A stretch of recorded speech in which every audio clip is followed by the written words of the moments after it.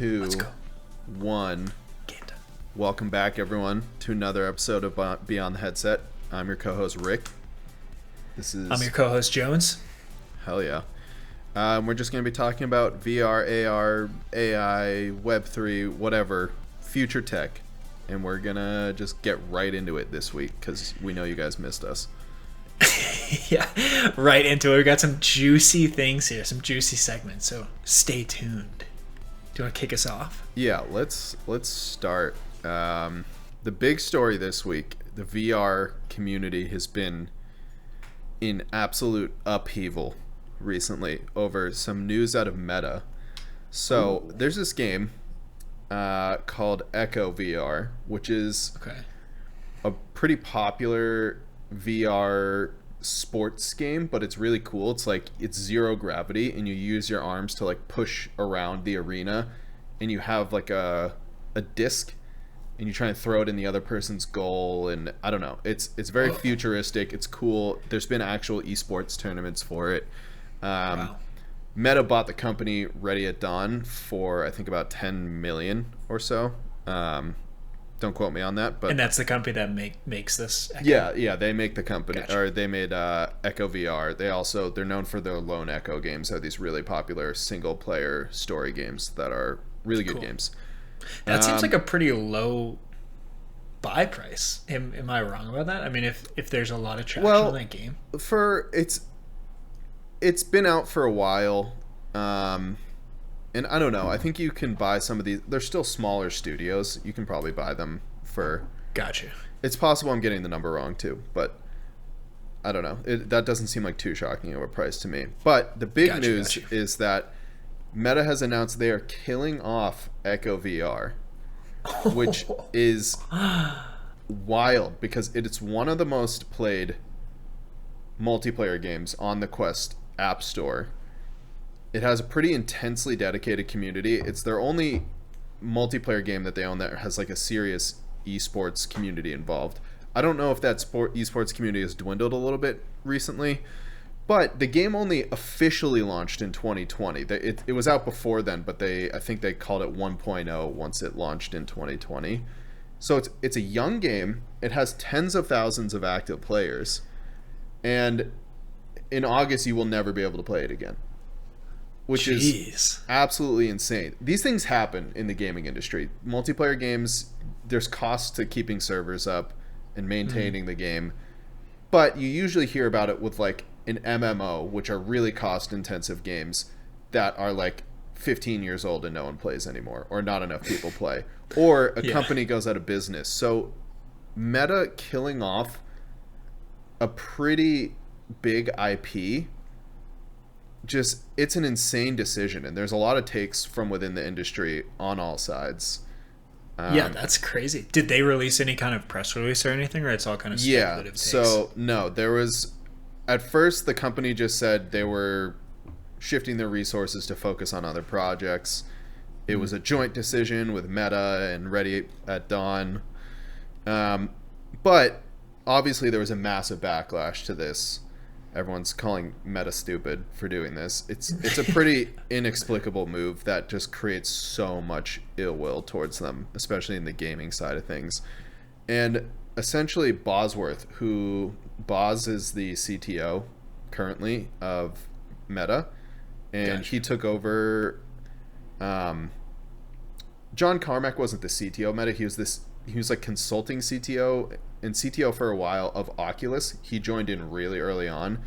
If you're not familiar with John Carmack, he's like this gaming legend, one of the pioneers of like 3D gaming, and then he went on to really help out Palmer Luckey get traction for the Oculus. But he left recently, which is a big deal because he's one of the main proponents of gaming from within Meta. And then Boz took over, who is an ads guy, essentially. And his statement was not reassuring at all. It was essentially, yeah, we know there's a big player base and we know you guys love this game, but it's not that big of a player base. It's dwindling, and maybe there's tens of thousands of people we're catering to with this game, but we need the resources shifted towards experience that millions of people will experience. Which, Wow. again, they don't have that many games that have player bases in the millions, I would assume. 10,000 and more seems like kind of a decent amount to be killing off a game like that. Yeah, for real. I mean, it seems like they're just purely focused on the business side, but you got to feel like there's a lot of intangibles here that they're not thinking about that are going to hinder them on the business side. Where if they alienate this entire community of people, it's going to be a lot harder to reach these millions that they're thinking about. It seems like they're kind of making all the wrong moves. Yeah, even financially speaking, multiplayer games are where the money's at. So maybe this game isn't making money, but why would I invest money in any of their games? They own a few multiplayer titles, not many. This was one of them. Now it's going to die. But now I'm just thinking to the other games. I'm like, yeah, they definitely have bigger player bases than Echo, but big enough? Like, are they just going to kill that off and send all the engineers to work on Horizons too? I don't know if they're working on Horizons, but that's kind of what I assume, to be honest. Yeah. It does seem like the classic thing we were talking about last time where it's just a disconnect between the people in the community and the corporations trying to enter it, where they just continue to ruffle feathers in maybe just thinking about the bottom line and not realizing how, because I feel like a lot of these more emerging tech, whether it's Web3, VR, have such tight-knit communities that you can't kind of just steamroll over them and then adopt. I mean, we'll see how it plays out, but that's kind of what it seems like. And then I guess another question, so why did they acquire Ready at Dawn then? Was Echo Ready at Dawn's biggest game? And if they just shut it down, what was that about? Yeah, I mean, it is one of their biggest games. I mean, it's pretty just incomprehensible. It makes me think maybe they're just buying the talent and they didn't really care about the IP and they just wanted people who have experience in VR, and then they'll just can their projects. But again, now I'm immediately thinking to all the other studios they bought, and I'm like, well, why would I invest in this game, put any money into it if they're just going to kill it off? I don't know. But there's... So I mentioned John Carmack specifically because he left, and he left because he was just kind of sick of Meta, was essentially his statement. He gave like a or an internal statement that leaked, and he posted it publicly, and it's basically the bureaucracy was insane. They weren't going in the direction he wanted. And so John Carmack spoke up on the Echo VR thing, and he's like, I would never have done anything like that. And I'll read some of his quote that I thought was pretty good about why you shouldn't. Even if there's only 10,000 active users, destroying that user value should be avoided if possible. Your company suffers more harm when you take away something dear to a user than you gain and benefit by providing something equally valuable to them or others. User value is my number one talking point by far, but focus is pretty high up there as well, and opportunity cost is a real thing. Wow. So he didn't mince words at all there. He very clearly would not have done that. And I think, again, that speaks to the new direction of Meta, where he is from the gaming industry. He understands that, like, you can't just kill off these things. Whereas Meta, all these big tech companies that aren't gaming publishers historically, they don't have that experience to know that, like, yeah, if you kill off this game, even if it's a smaller player base, people are going to get pissed. It does more harm to your reputation and your future ability to sell games than you're anticipating. Like, even the most money-hungry Activision, Harvard Business School type product manager at one of the big gaming companies who just solely wants to make money, if you've been in the gaming industry at all, you know not to do this, essentially, is what I would assume. Yeah, and Meta's rep is already so low. It almost seems like they're just kind of have like an F it mentality now. Like, it's just like, let's just keep going more negative. And you got to wonder, either they know something we don't. It's almost like that quote where, who was it? Henry Ford was like, if I had asked people what they wanted, they would have said faster horses. And so it's almost this thing where potentially Zuck just knows something none of us do. And if you listen, that's why he's not listening to everyone, because he has this more grand vision. But it seems like that's not really how it's going to play out. But I guess only time will tell. The issue is he's so transparent. Like, he tells us exactly where they are technologically. He's like, there was a financial call where he talked about the Quest 3, which I'm probably going to be wrong on my prediction. It sounds like it's coming out this year. But I mean, he's just an open book. He's like, it's not going to have face tracking. It's going to be full color. Like he's giving all the technical details. Boz is in his AMA talked about how we're like 3 years out from this thing, 5 years. So it doesn't seem like there's some like hidden internal like, oh, we have this thing going on. Like they're too much of an open book to the point where I don't think we're going to be surprised with anything. Maybe Ready Player Dawn or Ready at Dawn, whatever it's fucking called. I don't know. They could be working on a sequel. I highly doubt it to release with the Quest 3. They're not. I think that's very unlikely. But it's possible they are working on something similar and the goal is to replace this game. But I think that's been done in the gaming industry before. You announce you're replacing the game. You don't announce that you're killing it off. So I don't think that's what's happening. This is so wild. It just seems like they increasingly have they done anything that's been a positive spin in the VR space? Like, it seems like they're just so out of touch with what people want. But it's the past how could year, they be? I just don't. They don't have know. so much data on like trends and all of that stuff. It seems so wild to me that they're this off base without having some kind of greater plan. Like, I don't know. It's crazy. I mean, this past year they've done good things, definitely, but this past year has just been bad headline after bad headline.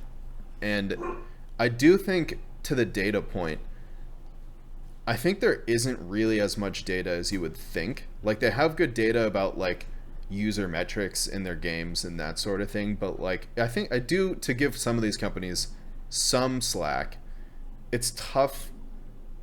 It's easy for us to see, yeah, obviously if you do this, people are going to be pissed. It's going to have this sort of negative impact on your company.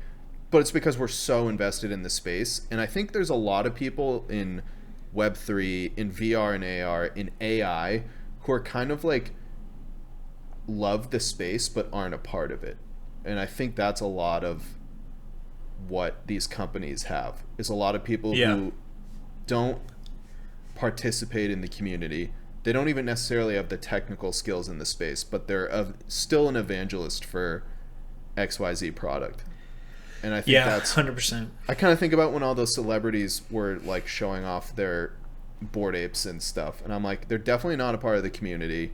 They're definitely not, and maybe they like genuinely think it's a really cool space, but it just always plays so poorly because there's some intangible, like, you get it or you don't sort of thing going on.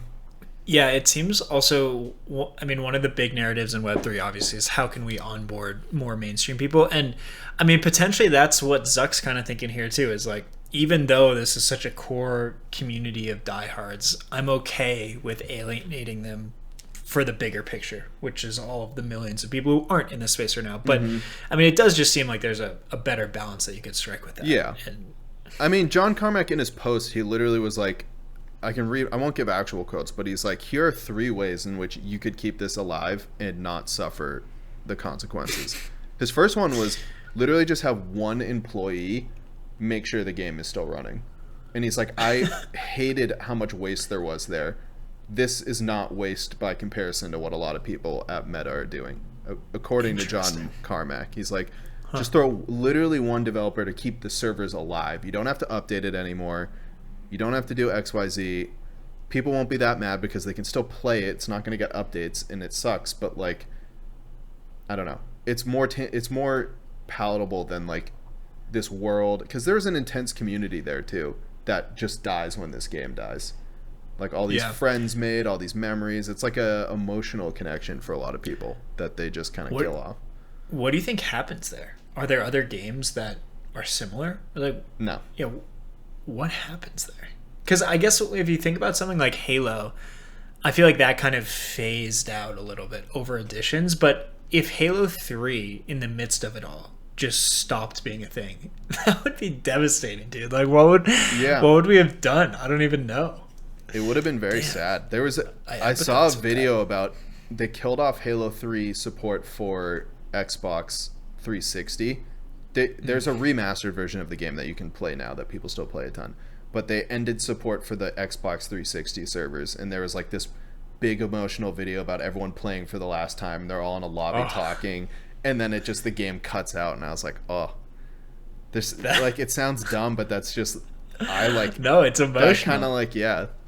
And so these people, especially, this game is still, I'm sure the user base is dwindling. It's old-ish, but it's not that old, and it still has a fairly large, so there are a lot of people who, yeah, that's a good comparison to them. It'll feel like that. Damn. Yeah, more meta doom and gloom there. Seems like it keeps coming. Any Apple leak updates, or should I rip to my talking points? I can give a quick Apple update. Yeah, we don't even need to get into it, but they basically, it's one of the reasons I think Meta is definitely releasing the Quest 3 this year. Now, the more I think about it, is they're totally going to want to ride off Apple's coattails, because Apple's headset's going to be so expensive. I think a bunch of people are just going to buy a Meta headset because they can't afford the Apple one.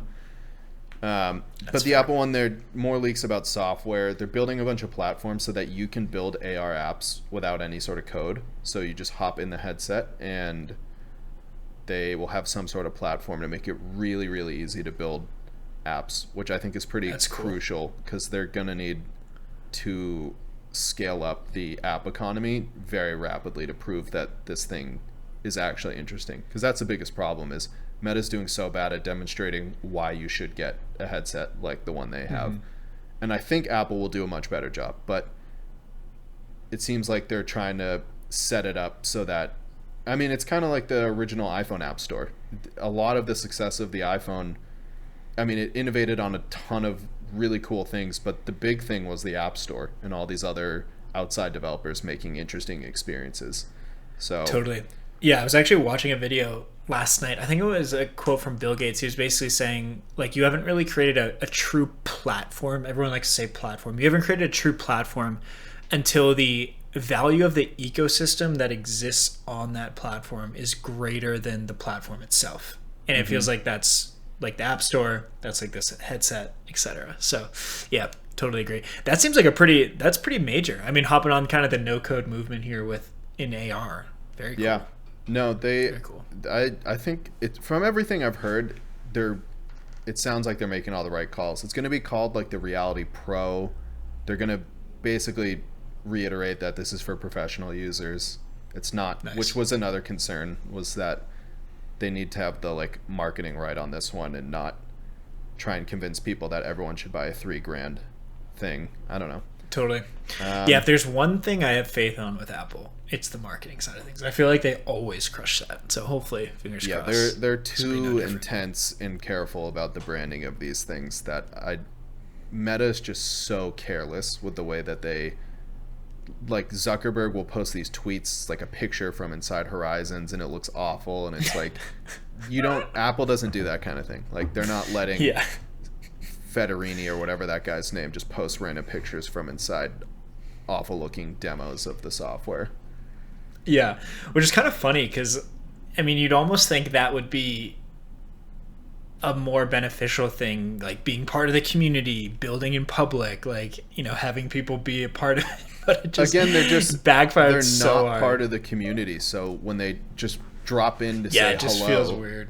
They do it wrong, and then so it backfires. And yeah, again, Apple, I don't see them doing that. So I don't know. I may be burning a hole in my wallet later this year so I can try and develop stuff for it. It sounds cool. But we just have to wait and see. We're actually pretty close. It's February now, March, April. All right, so we got like 3 months until we'll probably WWDC. I think is beginning of June. So 3-4 months, and then it's seeming pretty likely we're gonna know everything then. Coming soon. You heard it here first on Beyond the Headset. This is where you first heard it. Yeah. I came up with that from my insider sources. It's not online anywhere.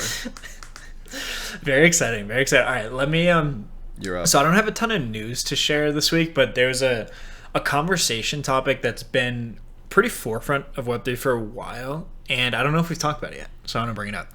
Have we talked about royalties in Web3 at all? Not really. Specifically around NFTs? Okay, cool. So let me kind of paint the picture. So One of the major value props for artists to enter the Web3 space was that you can earn royalties on future sales of your pieces. It's programmed in. So an example of that would be, say, a famous painter, Van Gogh or whatever, sold a painting to a collector super early for like $10. And then that collector years later ends up selling that painting for like millions of dollars. Van Gogh in that situation potentially doesn't get any royalty action from that secondary sale. He only gets the $10 on the original one.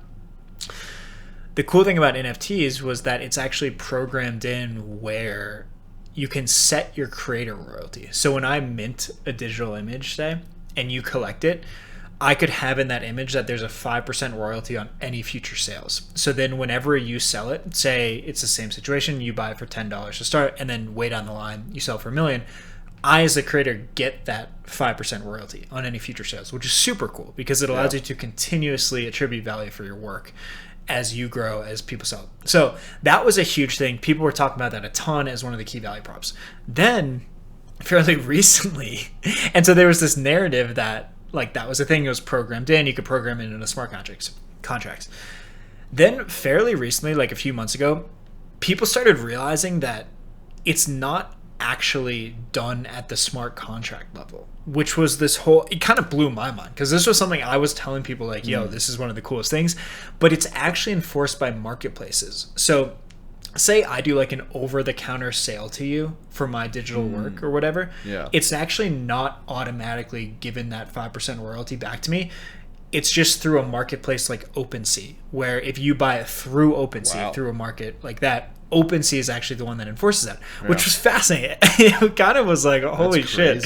Like everyone kind of woke, because almost, I mean, unless you were super technical, most people were actually thought genuinely that it was smart. And I don't know how that false narrative became so apparent, but so that was kind of a big awakening, like, holy shit. And so because of that, a lot of these marketplaces started popping up that do not enforce royalties. That was literally my first thought was like, why not just start one where you don't charge the fee? 100%. And a bunch of them did, because obviously we would want to support artists, so we would want to support the royalty, but royalties also are on just like anything. So like for the PFP collections like Bored Ape or Azuki, royalties are actually a really interesting business model for them, because with any future sales, it's kind of like ongoing revenue just from transactions. But then when these marketplaces popped up that don't honor that, there was this huge conversation in the whole space around, because a lot of these projects, that was one of their major revenue streams. And so you had people saying like, oh, this is actually good because now they actually have to have a real business and like encourage them to actually do stuff. But then in the creator side of things, it's kind of sucks. And so there have been all of these, it's been like a whole saga. It's been happening for months now, where OpenSea tried to develop this kind of thing at the smart contract level where you can enter in your code and it will actually not allow your piece to be listed on marketplaces that don't enforce royalties. Honestly, I don't even know where it's all at right now. It's just hella confusing, but that just point right there, that they're not enforced at a smart contract level, is super interesting. And it kind of makes sense because like a lot of times you're transferring your NFTs between your own wallets. And so in order for it to be enforced at a smart contract level, you'd essentially have to have royalties on any wallet transfer. And that wouldn't really make sense for how the space is used. So that's just a super interesting topic there. That's one of the forefront discussions still. Yeah, I had heard of royalties on that stuff and never really thought much about it. I was like, that's a cool component of it. But I think especially, I mean, maybe it's just because I'm only thinking of like the collections that cost a fortune, but like it's kind of, I don't know. I think a lot of people treat it not only as being part of the community, but it's an investment too. It's a ton of money. You want it to go up. It's kind of like, who wouldn't cut out the fee? Like, why not maximize your return? Especially on a bit. And maybe if you're buying a one-off piece from some random artist, you pay the fee because that's more of like a personal thing. But for these companies that you're spending like 40 grand on an NFT, like I don't see the incentive to pay the fee, especially when there's that big of money being thrown around. Totally. And that is kind of the value prop of these not enforced fees on these marketplaces is it's for the kind of more advanced trader. Because when a lot of these things have like 10% royalties, and so you list it on OpenSea, and then the amount you get is that's so much on some of the like the Bored Apes and stuff. That's crazy. Insane. It's crazy. I don't know exactly what Bored Ape is, but yeah, it's like it's kind of insane. And so you can see where, and so then I think there was one, Magic Eden started on Solana. It's almost like the equivalent to OpenSea in terms of publicity or people using it, activity on Solana. Yeah. And I'm pretty sure they went to something on doing optional royalties or something, and it just caused all these things because it's really interesting. Like, if you're one of the more important marketplaces, like I think OpenSea still has, they don't have any optional thing that you can bypass it, but you're in such an interesting place because, like, for the creator culture socially, it's really tough if the royalties are gone because that was a big part of the whole value prop. But then, as a business, if you're OpenSea, you start losing a lot of market share when the traders who really don't care at all start going to these other aggregators and stuff that don't enforce it. So I think they're in kind of an interesting spot too, but it's just so interesting because the whole narrative was around the royalties, and then it just turned out they weren't enforced at a smart contract level. So I'm sure there will continue to be more and more innovation about how it all plays out, but it's just a fascinating topic that is currently continuing to go on about. Yeah, I'd be so interested to see if they come up with a solution for actually baking it into the smart contract, because I feel like I like the idea in general. I would not pay the fee if I had the choice, but if I had to, I'd still feel good about it. I don't know. It's like I'm buying this thing secondhand. At least like I'm helping out the original creator, but I don't feel that bad about not doing it. So I don't know. It would be nice if they could bake it in, and then I don't have a choice in the matter. Dude, I totally agree, because I can't lie. There's a new marketplace called Blur, and it's kind of an aggregator, but it gives you the option to like put in your fee or your transaction fee and like, oh wow, or your royalty fee. Like, yeah, sometimes it's optional, so you can put it in, and it is tough to like not put that at zero. Again, I can't lie. If it's a one-off artist, like a guy on Twitter, I saw his NFT, I would be far more tempted to do it. But like, Yuga Labs is like a massive company now. It'd be like, do you want to donate to Meta today? Like, no, of course not. Yeah. How interesting is that from a business perspective, though, that royalty stream? I think it's so interesting. I think it's really interesting, too. I think it's cool. I think about in real life all the used markets for things, and like, it does kind of suck, like, if you release a video game and 25% of the people buy it used, you just missed out on so much revenue that like you could have put towards the sequel to that game. You could have hired new people. You could have, I don't know, given it back to investors, whatever you want to do with it. So again, it's good for consumers to be able to buy it cheap, but like if you just tack on like a 5-10% fee, if you could do that in real life, it's not that much more for consumers to buy used if it's already at a steep discount, and then it still is kind of helping. I don't know. I like it in theory. Same. I'm definitely pro royalties in theory too. Another interesting thing that it enables, there was this whole, the NFT space goes in such waves of kind of metas. Like right now, the open edition meta is a thing. Recently, the free mint was a thing. I think the free mint's really interesting though, because the idea is basically that if you have a community of supporters, like say we had 50 diehard listeners of this podcast. I know we have way more right now, but say when we started at 50. And basically what we could do is say, hey, since you were a really early supporter, instead of using you to fundraise our efforts, let me just give you 50. Each have one of these NFTs that represent maybe, access to sit in our studio or whatever, some utility there, and there's only 50 ever. We just freely give them to our first supporters. Then that opens up a really interesting potential monetization play for the earliest supporters and also for us, because if you give it to them for free and then we continue to deliver value, either, or I guess both, if the initial supporters ever wanted to sell that, there might start being a lot of demand for that scarce 50 amount pass if we start crushing it. And then two, if we institute a royalty also, we could potentially also use that as a revenue stream. So it's kind of a cool way to support your earliest support your earliest supporters allow them to have a potential monetization stream, but then also as a business give yourself one without having to kind of tax the earliest people. So I think that's kind of a cool application of the whole thing. Yeah, that's an interesting. Yeah, so I guess, is that enforceable on the same level that it still wouldn't be. So then you run the risk of that would all be if you, well, I think you can do stuff now though, like I was saying about how I think there are options where you can strictly limit your thing to just be sold on a royalty enforcing marketplace. So Blur is an aggregator, and I've actually tried. So there's things like OpenSea, Looks Rare, I think another one on Blur too. But so I've tried to list my NFT like on Blur that doesn't enforce royalties, and it actually wouldn't let me. It would just let me put it to OpenSea, which was kind of interesting. Okay, that seems like enough of a solution.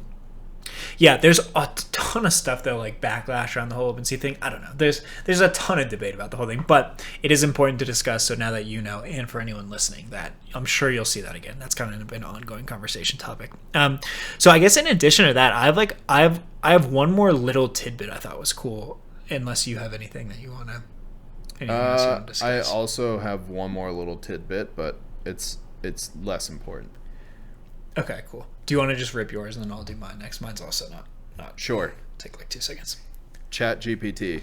I've been a holdout. Oh, what do we got? I don't know. Well, it's just it's an anecdote about my experience with it, and I've been a holdout because I've used the generative art thing, and I found it cool, but I don't know. It has issues, I guess. And ChatGPT was, I've spoken to it, which sounds stupid to say, but I've like had conversations with the AI, and I was like, okay, this is like kind of interesting, but I don't get it yet. And then I was working on a little personal project, and I was like, all right, you know what, why not? Let's see if it writes the code, and then I can bug fix whatever it gives me. I gave it a few small one-off tasks, nailed them. No bugs. Better than the scheme I had in my mind for how I was going to accomplish this programming task. It was better than that. And as soon as I saw it, I was like, it was like a forehead slap. Like, oh, I should have known that was the optimal way to do it. There were a few things I didn't understand in the code, and I was like, hey, can you explain this line? And it did it in a way that was more understandable than 90% of the Stack Overflow posts I see, which a lot of those people are really helpful and great for the community, but also assume a level of knowledge higher than what the askers have, I feel like, a lot of the times. Yeah. That's so interesting. I pushed it to its limit, and it does break down at some points. I was using it in Unity, and the higher scale you go, like using interconnected systems, I tried like describing, hey, I have a script that does this. I want you to write a script that pulls this from that and does this, and I don't know. I think in an app like Unity, it's also difficult because there's so many interconnected systems. But for all these like one-off things that half the time I just Google anyways, like little things like how do I animate this in Xcode, it just nails it first try. That's crazy. This isn't like mind-blowing. I'm sure everyone's read enough tweets about people hyping it up, but right off people, the AI community has the same issue as VR and Web3. We just have these people getting like too hype about it to the point where I'm like, okay, like that. Yeah, relax. I've kind of started ignoring some of those AI tweets because they're just it's like this guy. 99% of people aren't using it right. Here's a thread on how to do it. Yeah, and like here's the list of jobs that will be obsolete in the next 1 year, and it's like, okay, maybe it'll happen in 20 years. Definitely not in 1 year. It's a really interesting anecdote though, because I haven't been using it because I'm building in Bubble, which is a no-code tool, and I've been using like sometimes I post in the forum or scroll through forum posts, and it seems like what you're saying is that this could be such a cool, good replacement for the forum, where it's just immediate answers. You don't have to wait for anyone to get back to you. You don't have to scroll through endless previous posts. It's just right there. Exactly. Well, just for coding in general, like if I was just speaking to it, I've asked it for advice on things. Like I asked it, how do I create XYZ synth in Ableton? It was not helpful there. I don't know. It gave me a real that's what I'm worried about with Bubble. I feel like it's probably I think it would be the same with Bubble, but I think they must pull from like all of GitHub or something and just have an insane amount of code. And I think code is actually low-key easier for it to spit out something that works. and it's easier to bug fix. There's a lot of things I think that are you wouldn't think that are a lot easier to do with code. So it can just create code for you that works. Whereas Totally. like high level, like how would you theoretically do XYZ? Sometimes it gave me cool answers of things I didn't think of, but like specific question, shockingly, it nails. Yeah, that's a good point. I was listening to something recently that said, I forget who it was, but they basically hired a bunch of coders to just go out into some facility, maybe you saw that too, to kind of train this AI so that they don't have to worry about the copyright stuff. It's like they're specifically training on this code, and they're really going after that, which it does seem like the coding thing is a very realistic application. I wasn't even scared by it. As a student who's going back to school for computer science, it just felt like such a nice tool to have in my back pocket, but not like I don't feel any immediate threat to my job security because of this. If anything, it'll just make me more efficient because I can just knock out. I don't have to pour through Google searches and Stack Overflow posts and responses and then trial and error a bunch of unrelated response. Like, I can just cut out a lot of stuff, and it can't do very high level, big interconnected systems well. So that's like my job, is to like manage it. But like specifically one line of code, like, how would you do this in one line? Like, bam, does that in one line. It's awesome. That's so cool. Yeah, very cool to hear about. That's dope. Okay, my last thing, my little tidbit, is just a headline. Amazon to explore an NFT initiative in the spring. Interesting. That's all I have. I don't think there's any other details on it yet, but we did see that they just had the AWS partner with Avalanche, and now they're exploring an NFT initiative. That seems very curious what massive. That entails. That seems that feels like a Meta getting into the VR space kind of thing, because NFTs in the biggest marketplace on the internet, potentially the world now, probably the world. That feels huge. I don't know. I am so intrigued. I don't know about how they would do that, but like, yeah, that seems Same. pretty massive. Like, will they take the NFT route? Will they take the digital collectible route? Will they talk much about the Web3 part? So intrigued about the whole thing. There's a lot of ways it can go wrong, and it seems like a few ways it can go right. Yeah. So I don't know. I love it. I feel test. like both of our industries are like kind of in deep winter mode right now, but there's like, with Apple and now this, like, there's like things coming that I'm like, this could be really cool. This could like kick things up. Yeah. Totally. It's build season, baby. Build season, it's pretty baby. hype. Seeing all this stuff. But yeah, dope. Should we a nice efficient sesh? Yeah, that was a good stuff. Nice, succinct episode. Easy to consume on your commute to work or wherever you're going. Yes, and for those of you who've been following us on TikTok, I know we haven't posted in like 4 days. Don't worry. We're coming back to you. I had so many Either tonight or tomorrow. DMs. Rick, where's people all are your wondering. TikTok content? It's People been are 4 wondering, days. Where did we go? I'm starved. I know. It's coming. Don't worry. Relax. We're coming got you. back.